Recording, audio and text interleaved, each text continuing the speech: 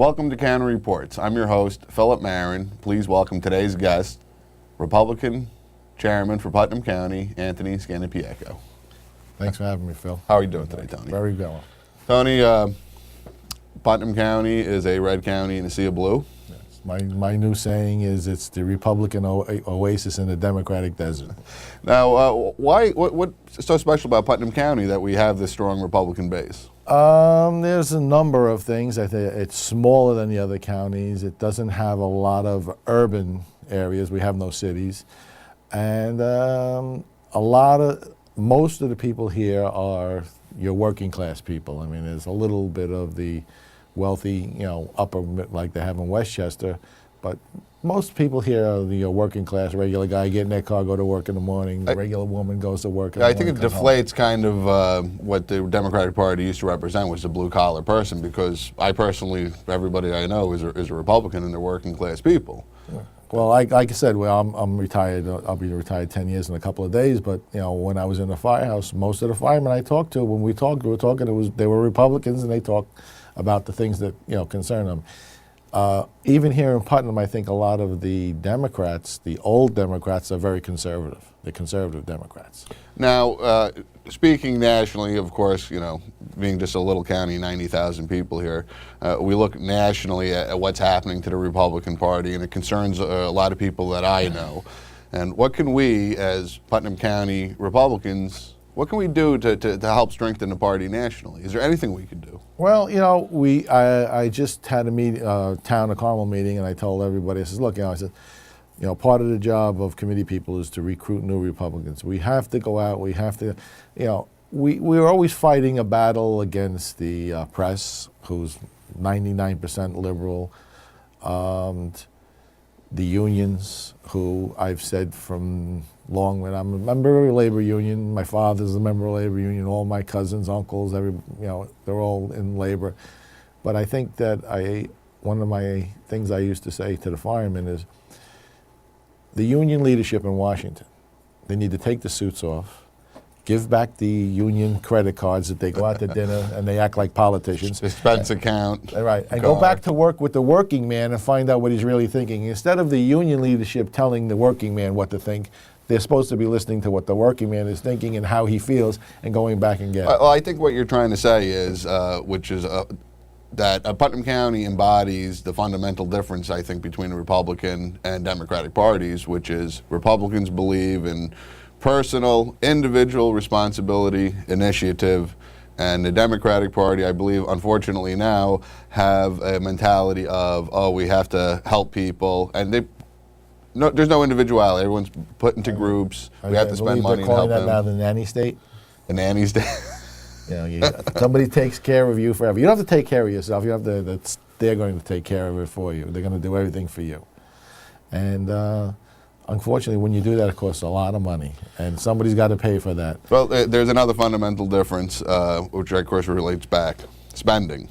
Now, Republicans are always fiscally conservative. Of course, they want lower taxes. They want to create an environment for people to use their individuality to further themselves. But the Democrats don't. Now we're looking right now at this, to look nationally, we're looking at over $900 billion the democratically controlled Congress wants to spend on what they are selling as a stimulus package. Stimulus package, some of it though is, not stimulus. It's money for a dog park in California or a fountain in Miami. Yeah, they want $88 million just to see about building a new icebreaker for the Coast Guard. Right. They need it, but do we need, is that stimulus? I don't know if you saw last night, they broke in and they were showing the president down at the Republican meeting down in this. The Democratic. The Democratic meeting down in in this spa retreat.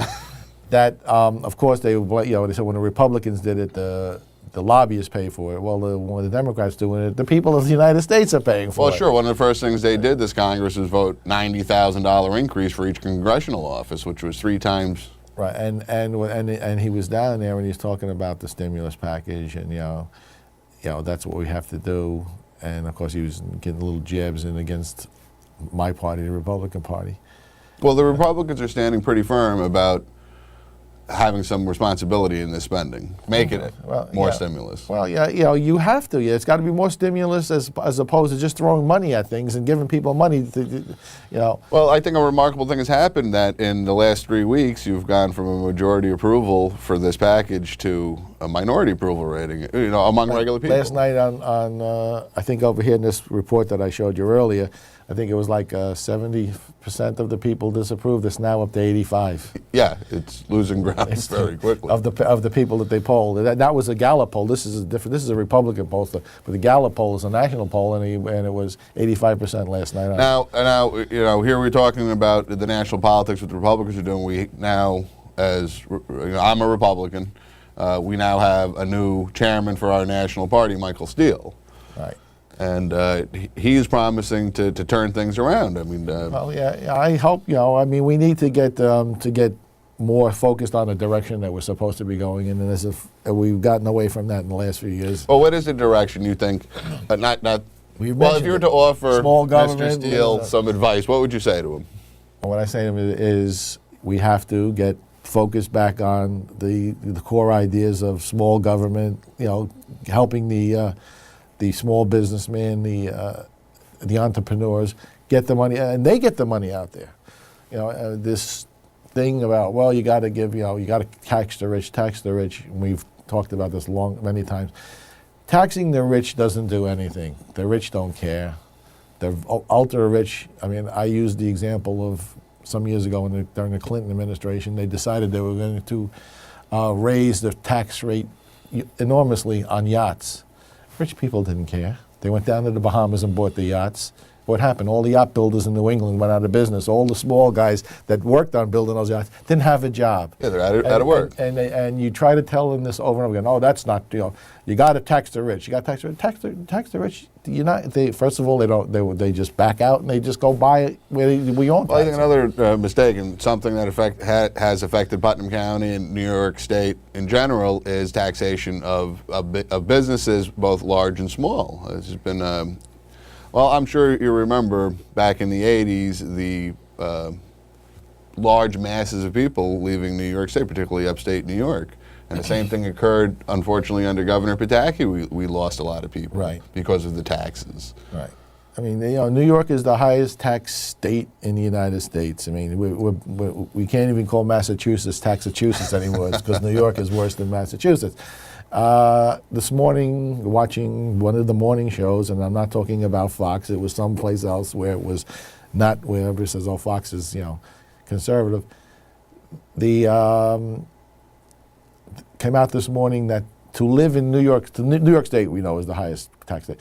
To live in New York City, the next closest city pays half for an apartment what you pay in New York City. Probably half. And probably 3 times the size. I know some people, they have condos that are not as big as this room we're in.